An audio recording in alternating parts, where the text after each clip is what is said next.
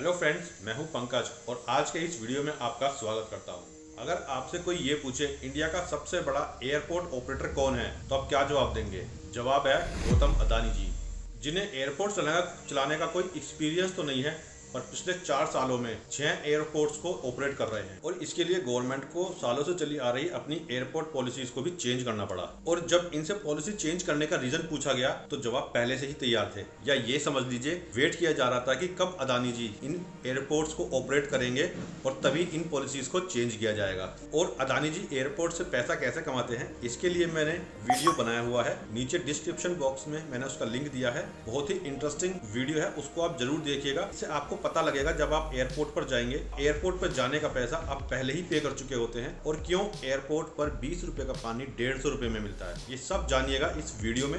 एक minute, video में आगे बढ़ने से पहले एक छोटी सी रिक्वेस्ट, अगर आप मेरे चैनल पर नए हैं तो please like and subscribe my channel, क्योंकि मैं नॉलेज से रिलेटेड वीडियोस अपने चैनल पर लाता हूं जिससे कि आपकी नॉलेज गेन होती है। So please like and subscribe my channel. आइए वीडियो पर वापस आते हैं और जानेंगे कि अदानी जी ने 6 एयरपोर्ट्स पर कैसे कब्जा किया। 10 में से 4 इंडियन जो हवाई सफर करते हैं वो अदानी जी के एयरपोर्ट से ही निकल कर जाते हैं, क्योंकि 25% पैसेंजर मार्केट शेयर और 33% कार्गो शेयर यानी मिलाकर % शेयर अदानी जी होल्ड करते हैं। बात है 2019 की, गवर्नमेंट ऑफ इंडिया कॉन्ट्रैक्ट निकालती है एयरपोर्ट्स की बिडिंग के लिए कि कोई भी प्राइवेट कंपनी आकर एयरपोर्ट्स के ऑपरेशंस को हैंडल कर सकती है। तब 57 कंपनियां बिडिंग के लिए सामने आती हैं, जिसमें लखनऊ, जयपुर, गुवाहाटी, त्रिवेंद्रपुरम, बेंगलोर और अहमदाबाद शामिल हैं। पर 56 कंपनियां देखती रह जाती हैं और एक प्राइवेट प्लेयर सारी 6 एयरपोर्ट्स को अपने कब्जे में कर लेता है। और किसकी थी वो कंपनी? हमारे गौतम अदानी जी की। यहाँ अदानी जी पहले से ही प्लान बनाकर आए थे कि 6 के 6 एयरपोर्ट्स पर अपना कब्जा करके रखेंगे। पर जब बिडिंग लगनी शुरू हुई पर पैसेंजर पर, तो आप देख सकते हैं लिस्ट में GMR एयरपोर्ट लिमिटेड, जिसमें कि आप देख सकते हैं कि उनको अच्छा खासा एक्सपीरियंस है। और अहमदाबाद को ही आप देख लीजिए, GMR पे कर रहा है यहाँ पर 85 रुपीज़ पर पैसेंजर और अदानी जी बिडिंग के लिए खर्च करते हैं 177 रुपये पर पैसेंजर। यहाँ अदानी जी ने इतनी ऊंची बिडिंग करी कि सब कंपनियां देखती ही रह गई। तो सारी कंपनियां देखती रह गई और समझ गई कि भैया आज तो अदानी जी मूड में है, 6 के 6 एयरपोर्ट आज लेकर वही जाने वाले हैं। अब भैया अदानी जी दुगने तिगने रेट दे रहे हैं तो साफ दिख रहा है एयरपोर्ट्स वही ले जाने वाले हैं। दिक्कत एक आती है कि अदानी जी को कोई एक्सपीरियंस तो है नहीं एयरपोर्ट्स को चलाने का, तो उसके लिए एयरपोर्ट्स की पॉलिसी ही चेंज कर दी गई। गवर्नमेंट ने बोला भैया हमें तो सिर्फ पैसों से मतलब है, और नियमों में बदलाव होने के बाद ही अदानी जी को एयरपोर्ट्स मिल पाए। अब आप जानना चाहोगे कि वो नियम कौन से हैं जो चेंज किए गए अदानी जी के लिए। तो पहला जो नियम था वो ये था कि पार्टी को एक्सपीरियंस होना चाहिए एयरपोर्ट्स ऑपरेशंस को चलाने का, तो सबसे पहले ये नियम बुला दिया गया। दूसरा बदलाव AAI airport authority of India का वो ये था कि किसी भी बिडिंग में कोई भी कंपनी 2 से ज्यादा एयरपोर्ट नहीं ले सकती। इस बिडिंग में ये नियम बुला दिया गया और 6 के 6 एयरपोर्ट अदानी जी दिए गए। और तीसरा बदलाव, अब से 10 साल पहले एयरपोर्ट 30 साल की लीज पर मिलते थे, पर इस डील में अदानी जी को 50 साल के लिए मिले हैं। चौथा बदलाव किया गया, गवर्नमेंट कहती है कंपनियों से कि आप अपना प्रॉफिट हमसे शेयर करेंगे, पर इस बार गवर्नमेंट ने बोला एक ही बार पैसे देकर नक्की करो, कौन बार बार हिसाब करने बैठेगा कि कितना प्रॉफिट हुआ है। इन सब नियमों को चेंज कराकर ही अदानी जी एयरपोर्ट्स को ले पाए। और जब ये बात मीडिया में आई तो माहौल काफी गर्मा गया और कुछ पार्टियों के आदमियों ने तो ये तक बोल दिया कि अदानी जी और मोदी जी तो अपनी दोस्ती निभा रहे हैं। सारे नियमों को देखकर तो यही लग रहा था कि पहले से ही तैयारी कर ली गई थी। जो पहला नियम था एक्सपीरियंस होने का, उसका जवाब देखिए। सालों से 5-6 कंपनियां ही एयरपोर्ट्स को ले रही थी अपने एक्सपीरियंस के बिहाफ पर। एक तरह से कंपनी की मोनोपोली बनी हुई थी और नई कंपनियों को मौका नहीं मिल पा रहा था, इसलिए नई कंपनियों को भी मौका देना चाहिए।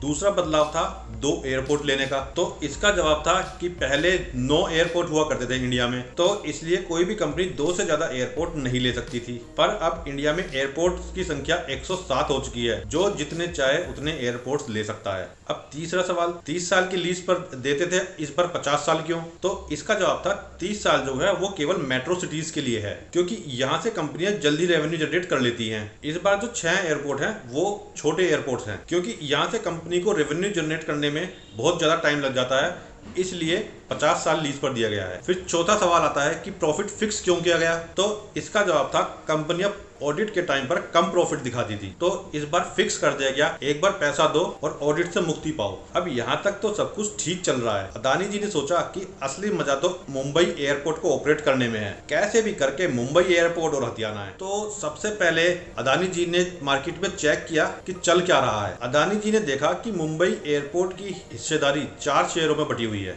जिसमें कि 26% AAI airport authority of India के पास है, बाकी की बची हुई 70% हिस्सेदारी प्राइवेट कंपनियों के पास है। अब वो कंपनियां कौन कौन सी हैं? तो पहली कंपनी है एयरपोर्ट कंपनी साउथ अफ्रीका, जिसके पास 10% हिस्सेदारी है। दूसरी है बिडवेस्ट करके एक कंपनी है जिसके पास 13% की हिस्सेदारी है। और जो तीसरी सबसे बड़ी हिस्सेदारी है वो है GVK ग्रुप के पास, जिसके ओनर GVK रेड्डी हैं, जिनके पास 50% की हिस्सेदारी है। और अदानी जी ने देखा कि तीनों के तीनों पार्टनर्स की हालत मार्केट में बिल्कुल ही खराब है। तो अदानी जी ने सबसे पहले सोचा कि सबसे पहले साउथ अफ्रीका एयरपोर्ट कंपनी और बिडवेस्ट कंपनी से पूछा जाए कि भैया अपने शेयर बेच रहे हो क्या, क्योंकि आपको प्रॉफिट तो हो नहीं रहा, इससे बढ़िया है कि आप अपना शेयर बेच दो। तो अदानी जी के इस ऑफर को देखकर दोनों कंपनियां तैयार हो गई। पर तभी GVK ग्रुप के ओनर GVK रेड्डी को इस बात का पता चल जाता है और वो पहुंच जाते हैं डील को कैंसिल कराने के लिए और बोले, अदानी जी हमारे बीच में डील हुई है कि दोनों कंपनियां अपनी मर्जी से शेयर किसी को नहीं बेच सकती, सबसे पहले उनको शेयर मुझे बेचने होंगे। शेयर खरीदने की सबसे पहले प्रायोरिटी मेरी है, आप डायरेक्ट नहीं खरीद सकते। अगर हम तीनों में से कोई अपने शेयर बेचेगा तो वो एक दूसरे को ही बेच सकता है, आप डायरेक्ट नहीं खरीद सकते। और अगर ये दोनों कंपनियां अपने शेयर बेच रही हैं तो अदानी जी आप रुको, मैं पैसे का इंतजाम करता हूँ, मैं इनके शेयर खरीदता हूँ। अब अदानी जी सोचने लगे कि यार इस तरह से तो मुंबई एयरपोर्ट मुझे नहीं मिलने वाला, अब क्या किया जाए। तो अदानी जी ने कुंडली खंगालनी चालू कर दी GVK रेड्डी जी की, और कुंडली में देखा कि GVK रेड्डी की हालत तो पहले से ही पतली हो रखी है, इनके पास प्रॉफिट कहीं से आ नहीं रहा है। बेंगलुरु वाला एयरपोर्ट भी बेचकर इन्होंने अपना कर्जा कम किया है और प्रॉफिट कहीं से इनके पास आ नहीं रहा है, पैसे इनके पास है नहीं, तो और दोनों कंपनियों के शेयरों को खरीदने की बात और कर रहे हैं। और तभी होता क्या है, CBI के पास में एक गुमनाम लेटर आता है और उसमें लिखा होता है कि मुंबई एयरपोर्ट, जिसके की GVK रेड्डी ने मुंबई एयरपोर्ट के आसपास इलीगल तरीके से कंस्ट्रक्शन किया हुआ है। अब CBI पहुंच जाती है GVK रेड्डी पर रेड मारने के लिए, और कहीं ऐसा ना हो कि CBI मेरे और भी चिट्टे पिट्टे खोल दे। और वैसे भी देखा जाए तो मुंबई एयरपोर्ट से इतना रेवेन्यू आ नहीं रहा है, मुंबई एयरपोर्ट अदानी जी को दे देना चाहिए। और अदानी जी डील करते हैं रेड्डी जी के साथ में कि अब मुंबई एयरपोर्ट का जितना भी कर्जा आपके ऊपर है, अब वो सारा लोन हम बैंक को पे करेंगे। अब मुंबई एयरपोर्ट हमारा हुआ और आपको कर्जे से भी मुक्ति मिल गई और चैन की सांस लो। और बैंक भी इस डील को मान जाता है। जब मियाँ बीबी राजी तो बीच में क्या करेगा काजी। फाइनली मुंबई एयरपोर्ट भी अदानी जी को मिल जाता है। और अब आखिरी में आपसे एक सवाल, कमेंट बॉक्स में लिखकर मुझे ये जरूर बताइएगा कि ये CBI के पास जो गुमनाम लेटर गया ये किसने भेजा होगा।